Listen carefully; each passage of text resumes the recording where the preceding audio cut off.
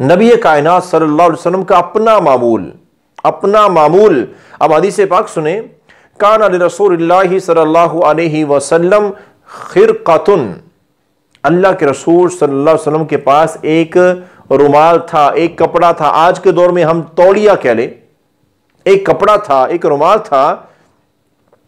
ینشف بہا بعد الوضوء، آپ وضو کرنے کے بعد اس کپڑے کے ساتھ اپنے وضو کے اعضاء کو صاف کیا کرتے تھے.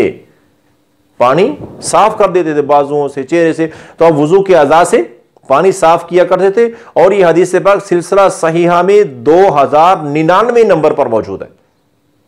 تو خدا دین کو ایسے بلا وجہ بڑا آسان دین ہے، مشکل بنا. یہ کریں گے تو پھر وضو ٹوٹ جائے گا، ایسے ہوگا، اتنی تنگیاں اور سختیاں کرتے. بندہ کہتا پتہ نہیں میں کسی سخت دین میں آ گیا ہوں.